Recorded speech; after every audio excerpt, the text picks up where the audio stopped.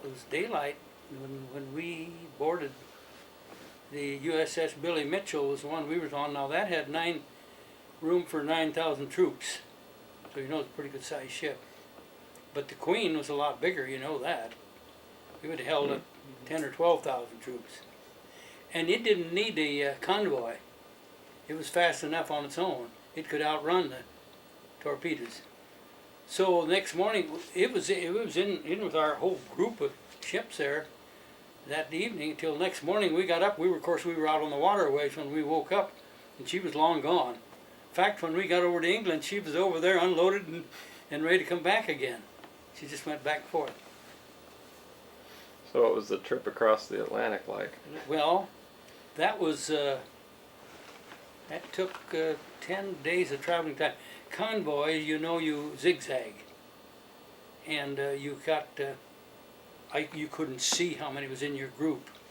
You could see dozens of ships, and you had the ships clear out to the edge. What do you call those? Those are the ones that, in case any attacked, well, they would be ready for them. We got out there a few days, and it got kind of rough, you know, and a big wave, and you could see them, and then you couldn't see them because the waves were that big.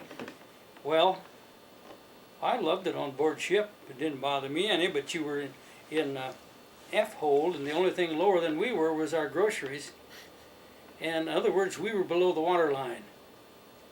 And we were cramped in. The bunks were, I believe, 5 high in the room we were in. And you laid down in there, and if you happened to have a heavy fella above you, he was right in your face. You couldn't even hardly turn over on your cot, you know, because there was just no room. But it was enjoyable, and then good, delicious food. You stood up to eat. They had long tables with lips on the edge there.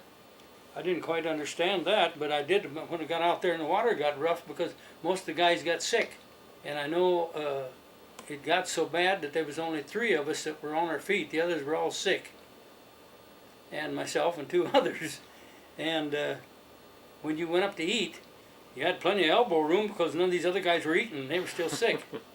So you held on to your tray after you got your food in one hand and eat with the other. And because if you didn't, zing, where your tray would go. There was no other trays there to stop it. As we got nearer to England, why a lot of them kind of got over some of their seasickness, so got a little better. And we landed in Scotland, and I had a birthday there. I was 21 then. And I know when I'd write letters home, even if it was midnight, I could still sit outside and see to write. It was that much daylight yet, without any other kind of lights. And through the training, then they shipped us down to Southampton, where we another little train ride, and we was going to board the LSIs and cross the channel there, which we did. And it was about 200 on an LSIs. They had steps on the side of the ship going down. That's how you got off. And of course, coming in, we were loaded right even on top. Mm-hmm. And the bathroom was just about 7 holes right across the back of the ship. So open holes. How big open holes with water running back and forth in there. And one thing you learned, you're going to set on one of those holes, set in the middle, not on the end, because about that time, whoosh, the water would come along and you'd get a shower that you really didn't need upon. But it didn't take long to go across the channel there, and then it went right up into the Utah beach, went right up until it hit the sand, and then we could just walk down, and we probably walked into 3 or 4 foot of water, getting off, and they had a lot of these here balloons up with cables on to keep aircraft from coming in and strafing and so forth. Yeah. And the beach was littered with tanks and jeeps and stuff that was blowing up, and the bulldozers were pushing them into piles. And the harbor had all kinds of supplies sticking up that had been sunk that were laying out there. You could see parts of everything because it was up big enough it was sticking up out of the water. At least we didn't see any bodies then. We probably had that all cleaned So up they already. walked us in, and come to think of it, we didn't have to walk too far till we were to the rear echelon where they took so many of us for different companies. Of all of us fellows, so many one company would need 25 men, maybe another need 50 to replace those who were wounded or dead. And then we were going to be in the 90th Infantry Division and Company B, 358th Regiment. So they took probably 25 of us to bring the company up pretty well up to strength again from all they had lost. And while we were there that week, two different times I heard somebody would just be a shot, single shot. Come to find out, a couple of fellows had wounded themselves so they could get out of it. And they put them on stretchers and carried them out, and big tag on there, self-inflicted. The following Saturday morning, he got us up early and we eat and said, we're going to hit the front lines. Well, that was a little different because all we'd had before was what you might say, mock training and that type of thing. Although during maneuvers you had live shells going overhead, but they kept them up high enough they weren't going to, or at least high enough they thought so necessary you can get down and crawl. But if you stood up, it might not have been safe. I don't know. But anyway, here we were. I was carrying the machine gun, and the first gunner was carrying the tripod, which only weighs a few pounds. I had the 21-pound gun, and beautiful morning, and Saturday morning, and all at once I heard some shooting, and I thought, well, that's off quite a ways. That don't mean much, does? And here's some pieces of leaf started dropping down in front of me. I thought, hey, this is serious. And that's when it all started. And of course, soon after that, the Germans put a heavy barrage of 88s in through there.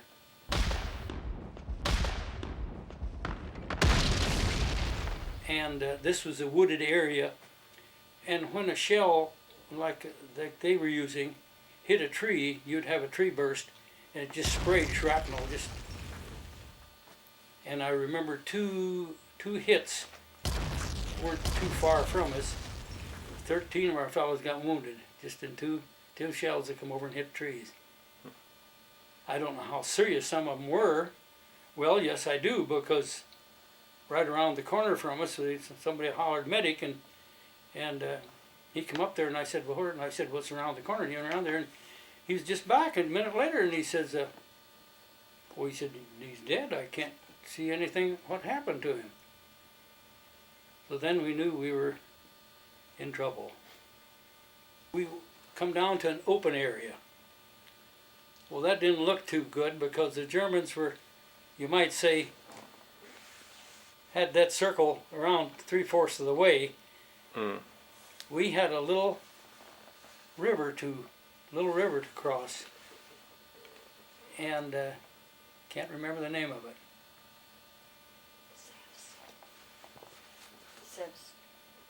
Sieves, I believe they pronounce it. The Sieves River. It was right at the edge of an open area, and the open area, it looked big enough to several acres.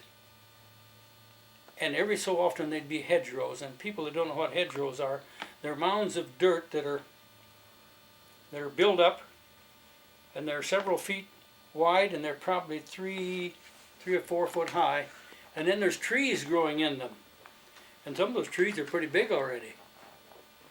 It makes just a nice fence, and but first we had to cross this open area with our friends pretty well surrounding us. And one thing that I didn't realize at the time, when they would fire at us with a machine gun, you couldn't see where it was coming from unless you happened to be watching. But when we fired at them, this powder we had just made a cloud of dust all around you. You could easily see anybody over there, because I know one, they were shooting at us, and I know one hit one of our ammunition boxes, but it didn't seem to hurt anything. It made a hole in it. But they could easily see where we're, but we couldn't see where they were at. We thought that was a little different. Kind of a disadvantage there, huh? Disadvantage. So anyway, then we were going to have to, because they told us you've got to, ford this little stream didn't seem to be over 12, 15 foot wide, but it was about, chest deep of water running water. And so they said, we're going across this open area. I thought, oh boy. And I could see a lot of the infantrymen that already went across. A lot of them were laying out there wounded, and maybe even dead, I don't know.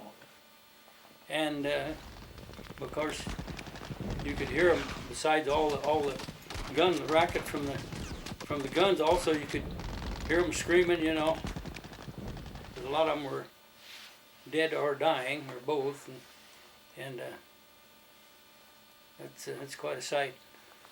But so here we waded across. I held that machine gun up over my head so it wouldn't get wet, and the guys behind me were bringing the ammunition. Of course, the guy ahead of me with the tripod, he didn't have much trouble running. Well, I didn't think I could make it all that way across there with one run. I run out there about halfway and found a little depression, and I plunked down. Then I'll just catch my breath. Then another dash on across, and golly, made it without getting hit. But I looked back over there and I see those guys. I just couldn't believe it. How many was laying out there, because perfect field of fire for anybody sideways firing at them in there. And where we'd come across to, there was an officer, he was laying down. We kind of went up there, which was wrong. We kind of got in a group there, which is a no-no when you're in that kind of situation.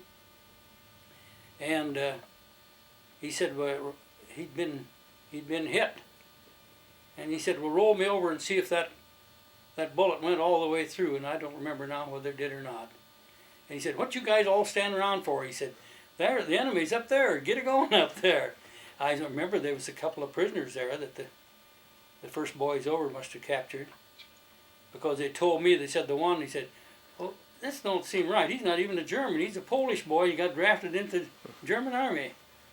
But then they were getting hard up for, so they took whoever they could get or whoever they could conscript into the military, at that time. Because this was in '44. Right. And some fellows had carried some phosphorus grenades, and every once in a while, probably a shot would hit one of them.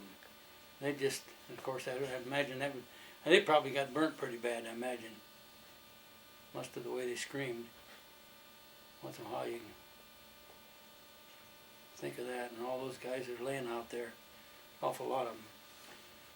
So anyway, we got up and in, kind of went uphill a little ways, and this was kind of a low ground where we went across. It was kind of wet, and although it hadn't been the rainy season or anything. So anyway, we got across there, and they said, okay, we got an area to take. We're going right forward up in there. It kind of, like I said, it kind of went uphill. So we went up there, a number of us, or at least our squad, and our squad leader and the rest of us. We didn't, but at that time, we didn't even have an officer with us. And we didn't know why, because some of them either got hit or they didn't come across the little river when we did. So, well, we had sergeants in charge of us, as far as that's concerned. But that was kind of a little different. Well, anyway, we got over in there, and somebody started shooting them, and here it was a German was up in a tree, tied up in a tree up there. And he had a big time, until somebody spotted him, and then of course they took care of that. And I remember we got kind of in a rut, and we were running forward, actually what we was doing, trying to take more ground, chase them back. And I remember there was a tree burst not too far away, and the fellow that was running beside me, I didn't know him. And he dropped. We went on up there, and then after a while they said, well, we're going to go back down to certain area where there were hedgerows and more protection that way. They have made good protection if you're behind a hedgerow. Or you could set the machine gun up on, and it was real nice to use it as a table to fire from. So we come back down there probably half, 3/4 an hour later. That guy was still there. He'd been hit. Now, it had to be a piece of shrapnel that was mighty close to me because we were running side by side. Mm-hmm. And so they told us to dig in at those hedgerows. The first few hedgerows we come to, it's funny, you go along and it was just like be a fence here, only there would be a hedgerow.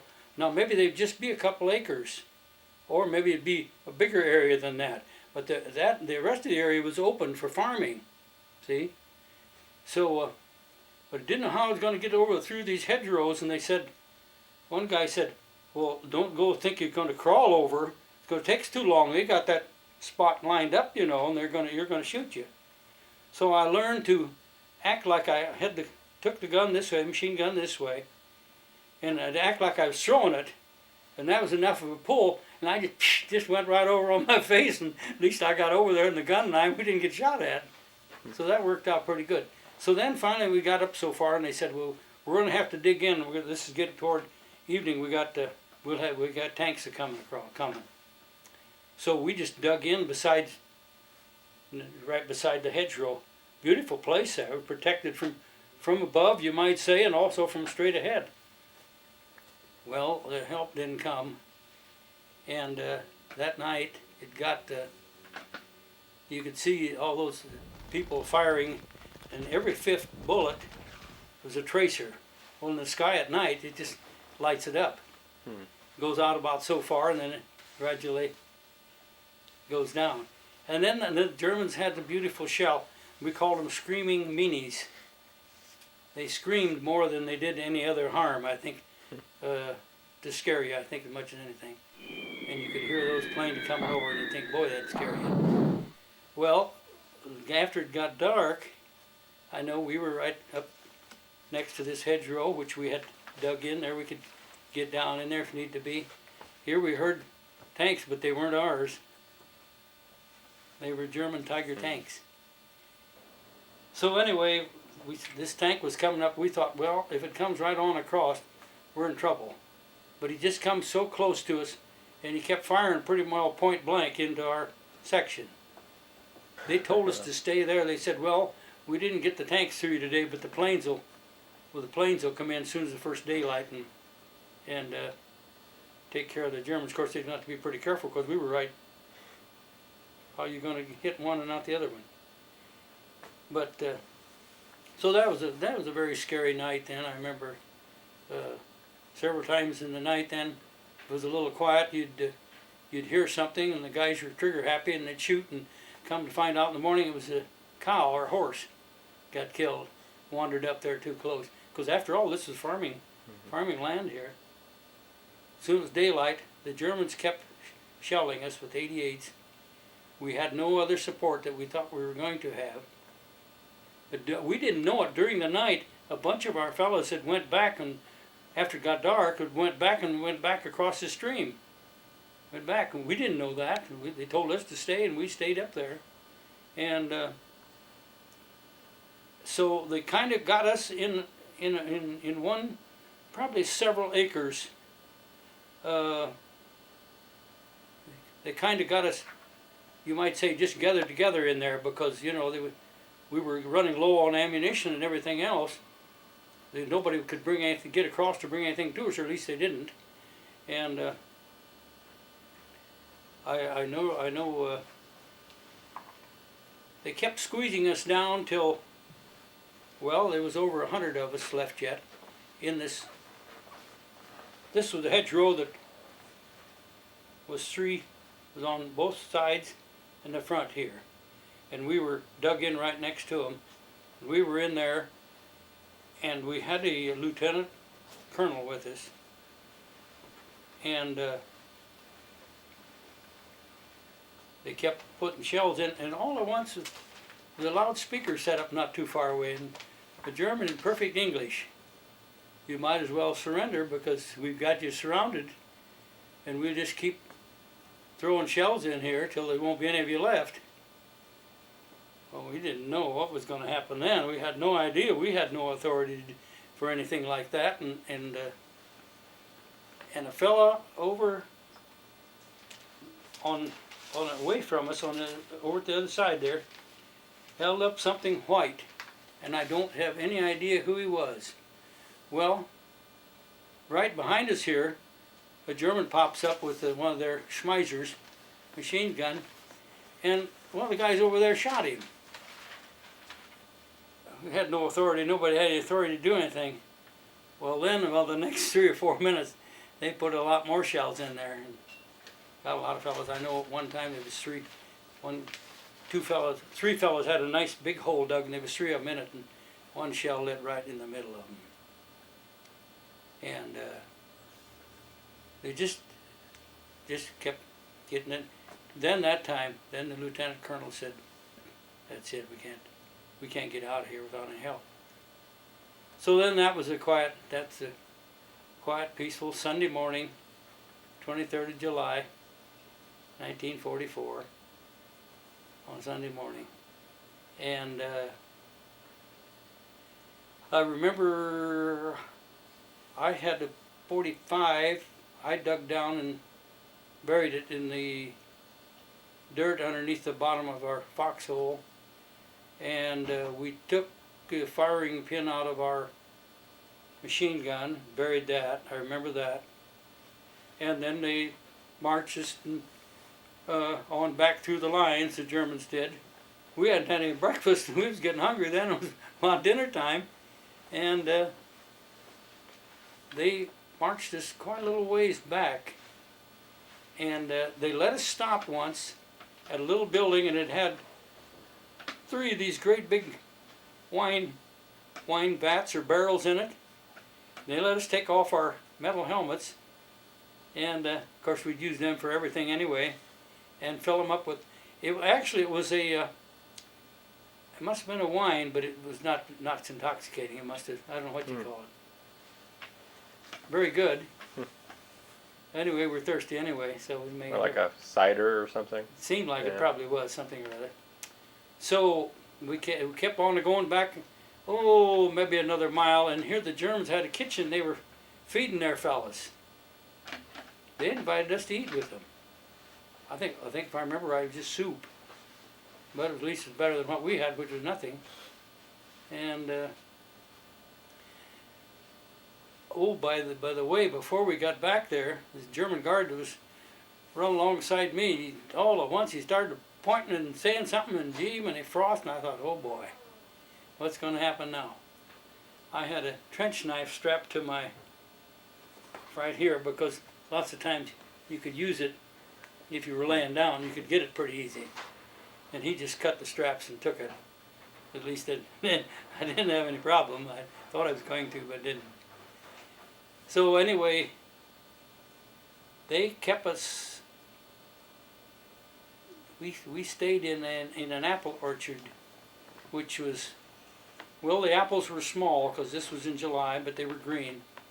We stayed in this orchard during day. Then we had to think about our own planes, fighter planes, which were going all over the area. If they thought anything moving down there, why, they'd come down and strafe them, because we knew we were going to be moved, and it wasn't safe to move us in the daytime, because any troops moved during the day, why, they were going to get liable to get shot at. So that's what happened then. We stayed in this apple orchard overnight, ate some green apples, which was a mistake.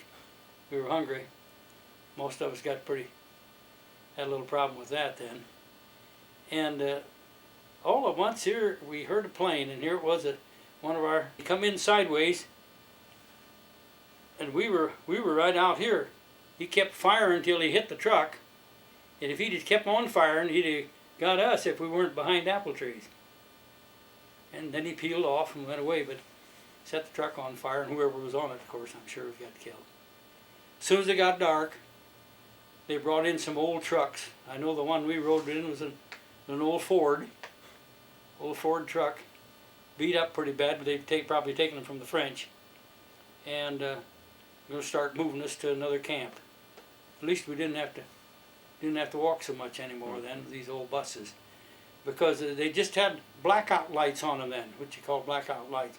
You couldn't see much, but nobody else above could see either much. And I know we'd drive so far, and then we'd have to stop our buses, and he'd have to put oil in, lift up the hood and put oil in. The driver would. The guard, he'd stay in the bus with his gun trained on us. I don't remember how many they'd be in. Probably 25, 30 in a bus, I suppose. So we had to kind of. That's the way we moved. Then we'd move to another camp, and we would stay in that camp a few days. Probably move on. And of course, most of the guys got the GIs because they didn't have much to eat, and what you did eat was like those green apples.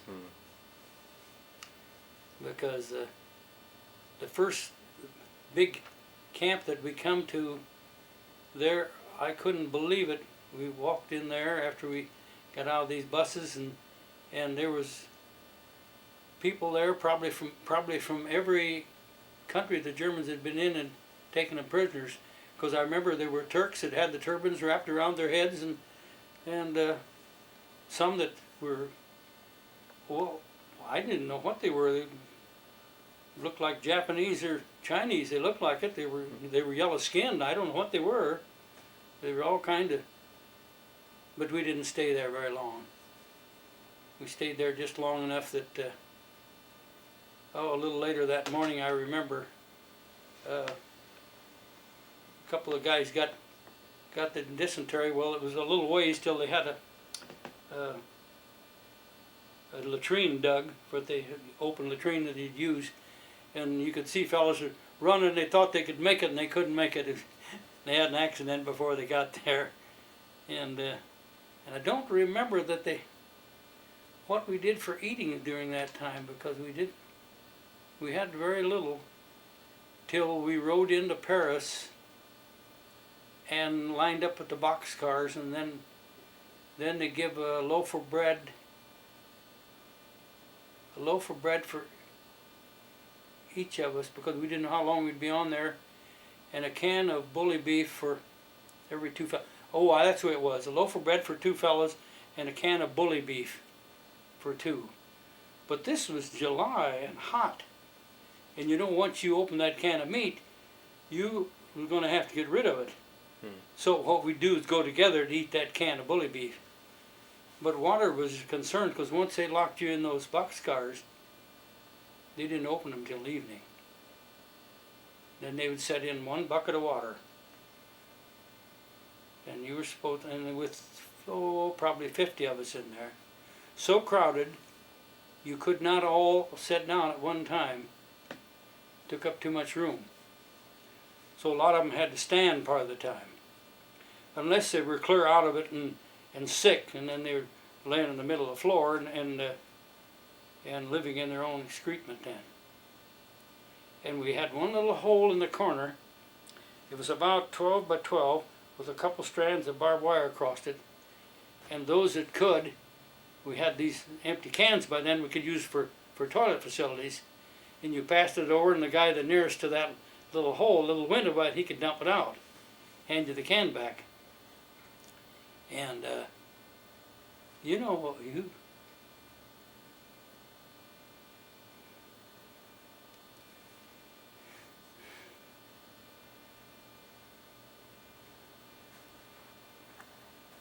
after you're in there about so long,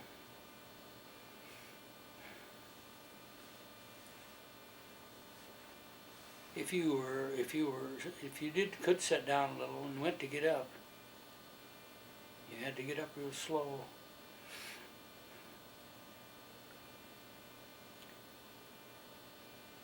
So you just black out.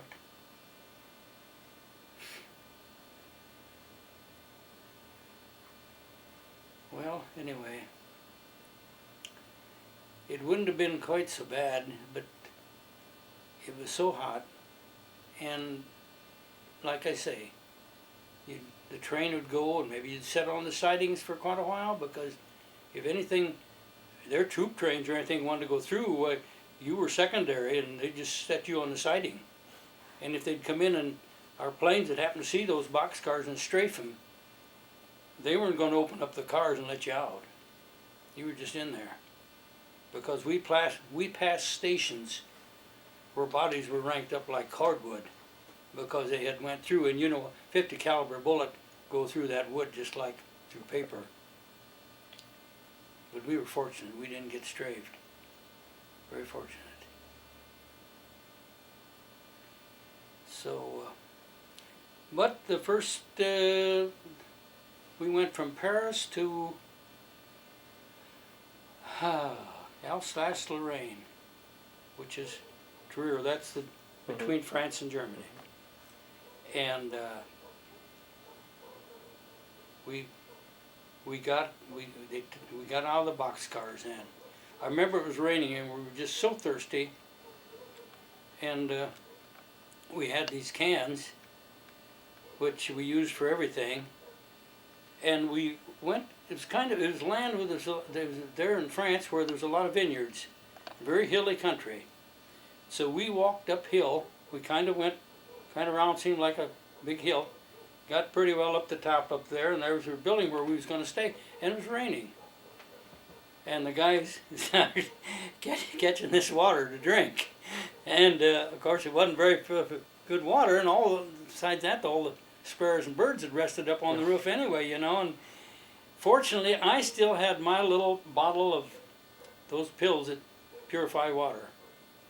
Can't think of the name of them right now. Was it iodine or something like that? No, whatever we carried, I always had in my pocket because I got them in service and carried them. You were supposed to put it in there and leave it at a half hour, 30 minutes. Then you could drink it, any kind of water.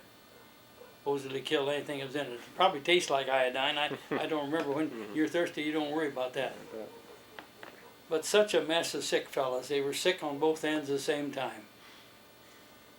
Poor fellas, they were throwing up, and they were sitting on the slop jars in that building where they kept us the first night. On the way up this hill there, we went by a camp. Well, not a camp. Fenced in area, real high fence. And there was a whole lot of women in there. I'm sure they were probably French and every other country where they'd been and brought women back. And we figured they were for the German troops. We figured they were. We didn't know. Of course, we couldn't talk to them. We had to keep going, walking. But anyway, they had high fence around there. So we stayed there. That was called Stalag 12D. And when I got back here, they said there was no Stalag 12D. And I said, now wait a little. I was there. Well, then he sent me another letter, and he said they changed the name or word or something up. He said there actually was a 12D. I said, I know it because it was on my tag that I got issued. There's where they took our picture of us. And I bet we looked good. None of us had shaved or had a bath in however long a time this was, which was a couple of weeks. And filthy dirty and lost weight. And there was 50136. Place card right across here, and they took a picture of it. I'd kind of like seen that picture, but never got to it. Yeah, that's too bad. And so that's the tag we got, which was breakable in two in case you got killed. They'd nail half of it on the cross wherever they bury it, and the other half, I don't know, send it to Red Cross or something, whatever they did. I don't remember. So, So you managed not to get sick while you were being transported, or? Well, boy, that's pretty hard to do, isn't it? Oh, by the way, when we got all the boxcars, I still had a good chunk of my bread left. It was just hard as a rock. Good old German bread, which we loved because that's all we had, but you couldn't do anything with it. It was so hard. And but that's a good way to lose weight in a hurry. I'll guarantee you that. Without any water, because one time we stopped coming back to these stops when they'd stop in the evening, set a bucket of water in. A lady rushed up there with a bucket, and it had milk in it. Was going to put it in for when they opened our boxcar, Mm-hmm. Well, the German seen what it was, so he just knocked it off, and of course it spilled it all over. I don't know whether we got water then that evening or not. I think we probably got a bucket of water for our whole group.